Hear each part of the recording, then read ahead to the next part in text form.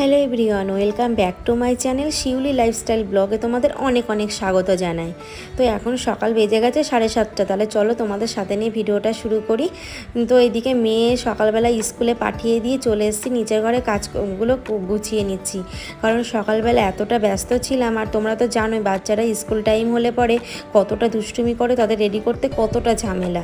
তো তোমাদের সঙ্গে তো অন্যদিন ব্লগগুলো শেয়ার করি, তো আজকে একটু শেয়ার করতে পারিনি। মেয়ে এত দুষ্টুমি করছিল, ওকে রেডি করতে গিয়ে অনেকটা সময় চলে গেছে।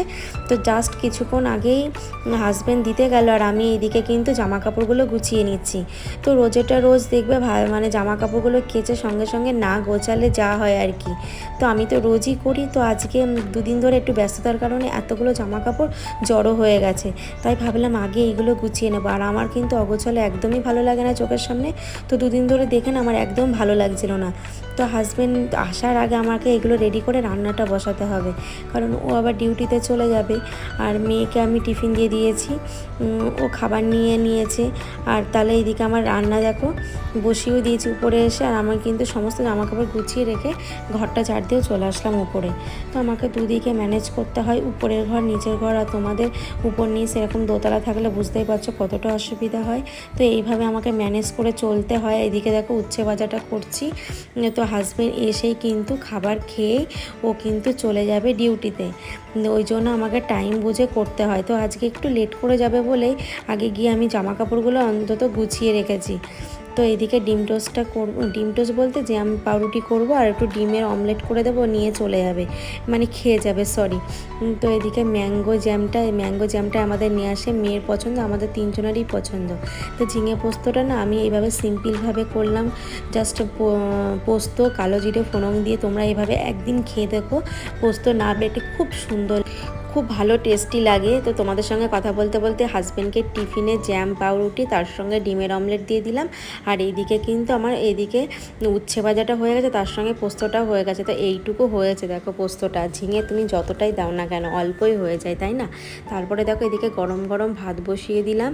আর এদিকে করব সোয়াবিন, একটু নিরামিষ করব আজকে। তো ছোটো সোয়াবিনটাই বেশি আমরা পছন্দ করি, মেয়েও পছন্দ করে। মেয়ে আবার কি বলে জানো তো, মেয়ে বলে কি বেবি সোয়াবিন, মানে ও সব কিছু ছোটো হলেই ভাবে কি বেবি। জাস্ট ওর কথাগুলো শুনলে আমার খুব হাসি পায়, আর খুব আনন্দের সঙ্গে আমি মানে ওর কথাগুলো খুব এনজয় করি। তো তোমাদের সঙ্গে কথা বলতে বলতে আমার আলুগুলো কিন্তু ভাজা হয়ে গেছে, আর আমি কিন্তু সকালবেলা সমস্ত সবজি কেটে রেখেছিলাম। আর এইদিকে মশলা বলতে যেহেতু নিরামিষই করবো, পেঁয়াজ রসুন দিয়ে আদা জিরে, তার সঙ্গে কাঁচা লঙ্কা টমেটো আর একটু বাদাম জাস্ট দিয়ে দিয়েছি। দুটো ভালোই লাগে কিন্তু এইভাবে দেখবে সোয়াবিন কিংবা কোনো কিছুর মধ্যে একটু বাদাম দিলে খুব ভালো লাগে। তো এইদিকে সোয়াবিনটা আমার কষানো হয়ে গেছে। আর এদিকে কিন্তু হাজব্যান্ড বললাম যে একটু দেরি করে যাবে, তো ওর কিন্তু খাওয়া হয়ে গেছে। আর এদিকে মানে ওকে খাবার দিতে দিতে ওর সঙ্গে গল্প করছি, আর এদিকে কিন্তু আমি রান্নাটা করছি। তো তোমাদের সঙ্গে কথা বলতে বলতে আমার সোয়াবিনটা হয়ে গেলে এখন হাজব্যান্ডকে দিয়ে দেবো, টিফিনটা দিয়ে ও চলে যাবে, আর আমি বাকি কাজগুলো করবো। তারপরে দেখো তরকারিটাও আমি নামিয়ে নিলাম, ও কিন্তু বেরিয়ে গেছে। তো আমি এদিকে কিন্তু কটা জামা কাপড় ছিল সেইগুলো আমি ধুয়ে দিলাম। আর প্রচণ্ড গরম বন্ধুরা, বাইরে রোদ্দুরের তেজ দেখে তোমরা বুঝতেই পারছো, আর আমার মুখটা দেখে বুঝতে পারছো আমি পুরো ঘেমে স্নান হয়ে গেছি। তো মেয়ের যেহেতু দু সেট করে থাকে, তো এক সেটও পড়ে গেছে আর এক সেট আমি ধুয়ে দিচ্ছি, তার সঙ্গে আমার দুটো নাইটিও ধুয়ে দিলাম। আর আমি কিন্তু দ্রুত কাজ সারতে হবে, কারণ মেয়েকে আনতে হবে, তাড়াতাড়ি করে ওকে ঘুম পাড়িয়ে দিতে হবে, স্কুল থেকে নিয়ে এসে খাইয়ে স্নান করিয়ে। কারণ আমরা একটু বেরাবো বারাসাত যাবো আমরা সিলেদার্সে জুতো কিনতে। তো প্রত্যেক বছর আমরা সিলেদার্সে যাই, তো বাড়ির কাছেই তো বারাসাত, এই জন্য ভাবছিলাম যে এবার তোমার ধর্মতলা যাব, কিন্তু এখন যা পরিস্থিতি এখন যাব না, এবছর থাক, সামনের বছর যাব। আর টুকটুক করে আমরা কিন্তু কিছু কিছু শপিং করেছি বন্ধুরা, যেহেতু হাজব্যান্ডের ছুটি থাকে না, মেয়ের স্কুলে ছুটির অসুবিধা, পড়ার অসুবিধা, এই জন্য যখনই ফাঁক পাচ্ছি তখনই কিছু কিছু কিনছি। তো তোমাদের সঙ্গে সেই ভিডিওগুলো আমার শেয়ার করা হয়নি, তো তোমাদের নেক্সট কোনো ভিডিওতে আমি শেয়ার করব। তারপরে দেখো এদিকে কিন্তু স্নান করে পুজো দিয়ে আমি রেডি হয়ে গেছি, মেয়েকে যাবো স্কুলে আনতে। আর আমি এই জামাটা পরেছি, আমার না পরে ভীষণ আরাম লাগে গরমের মধ্যে। তো তারপরে কিন্তু আমি এইদিকে মেয়েকে নিয়ে এসে কিন্তু ওকে তাড়াতাড়ি করে আমাকে স্নান করাতেও হবে বন্ধুরা। তাহলে চলো এসে তোমাদের সঙ্গে কথা বলছি। তো ফাইনালি চলে আসার পর অনেকক্ষণ একটু বিশ্রাম করছিলাম, করে কিন্তু মেয়েকে খাইয়েছি হালকা একটু টিফিন, তার সঙ্গে কিন্তু স্নানটাও করিয়ে দিয়েছি। আর আমি এদিকে কিন্তু ভাবলাম বেডশিটটা আমি চেঞ্জ করে নিই, কারণ মেয়ে না এত দুষ্টুমি করে, খাটের পর উঠে দুদিন অন্তর অন্তর আমাকে পরিষ্কার করতে হয়, মানে বেডশিটটা চেঞ্জ করতে হয়। আর ভাবলাম আজকে সাদাটা পাচ্ছি, দুদিন পরে আমাকে আবার তুলতে হবে, কারণ দেখো কতটা দুষ্টুমি করছে। কারণ ওকেও তাড়াতাড়ি করে স্নান করিয়ে খাইয়ে দেবো। আর আজকে কিন্তু আমি আন্টিকে বলেছি বিকালে না পড়াতে আসতে, কারণ আমরা বেরাবো, এই জন্য আমি বারণ করেছি, কারণ আজকের পড়াটাও সানডেতে কোনো একদিন সকালবেলাও করিয়ে দেবে। তো বন্ধুরা কি কি শপিং করব তোমাদের সঙ্গে সবটাই শেয়ার করব পরের একটা ব্লগে। আজকের ব্লগে হয়তো শেয়ার করতে পারবো না, কারণ না ব্লগটা তোমাদের সঙ্গে একবারেই সব শেয়ার করব আমি দুর্গাপুজোয় কি কি শপিং করলাম। আর বন্ধুরা তোমাদের শপিং কি হয়ে গেছে? তোমাদের কত দেরি শপিং বা হয়ে গেছে বা এখনও হয়নি, তাহলে অবশ্যই কমেন্ট বক্সে আমাকে জানিও। আমাদের কিন্তু অনেক কিছু হয়নি জানো তো, ওই টুকটুক করে মেয়ে দুটো বা আমার একটা এরকমভাবেই কিনেছি। তারপরে দেখো দুপুরবেলায় রেস্ট নেওয়ার পর বন্ধুরা একবারে রেডি হয়ে গেছি। তো একটু ঘুমিয়েছিলাম, তো হাজব্যান্ডও ডিউটির থেকে চলে এসেছে। আর আমাকে জিন্সটা পরে কেমন লাগছে জানিও। তো এই জিন্সটা ভাবছি কি পরেই ফেলবো, কারণ হাজব্যান্ড বলছে তোমার রেখে কি হবে, কারণ অনেকগুলো জিন্স আছে, তো মাঝে মধ্যে কোথাও গেলে আমার পরা হয়। তো এখন ফাইনালি দেখো মেয়েও রেডি হয়ে গেছে, আমি হাজব্যান্ড তিনজনাই রেডি হয়ে গেছি। আর এখন বেরাবো, কারণ 8:30টার আগে তো আমাদের কেনাকাটা করতে হবে, কারণ 8:30টার মধ্যে আমাদের ওখানে সিলেদার্স বন্ধ হয়ে যায়। তো ফাইনালি দেখো আমরা বেরিয়ে পড়েছি রাস্তায়। আর রাস্তায় সত্যি কথা বলতে ভীষণ জ্যাম এখনও, কিন্তু আরজি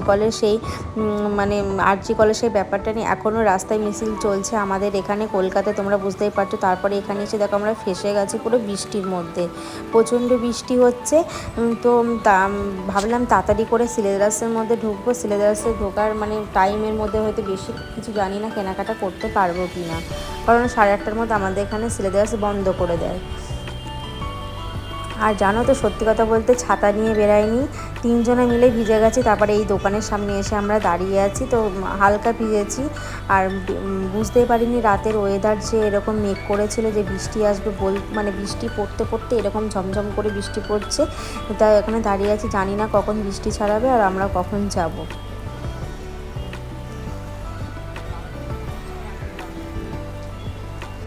তো ফাইনালি বন্ধুরা দেখো আমরা সিলেদার্সের মধ্যে চলে এসেছি। আমরা চলে যাচ্ছি একদম তিন ফ্লোরে চলে যাচ্ছি। তো নিচের ফ্লোরে পুরো ব্যাগের এক একটা ফ্লোরে লেডিস জেন্টস সব আলাদা আলাদা ফ্লোর, খুব ভালো বড় একটা মল। তোমরা বারাসাতে এখানে কে থাকো আর কে সিলেদার্স থেকে জুতো কিনেছো বা কেনো আমাকে অবশ্যই কিন্তু কমেন্ট বক্সে জানিও।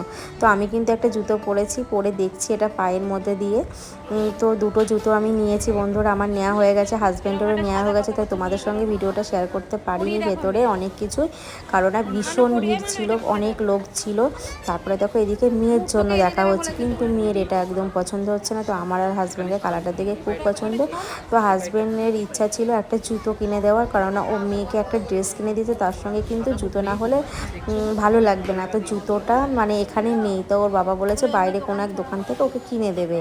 তো এই জুতোটা আমাদের ভালো লেগেছে, সব সময় পরার জন্য।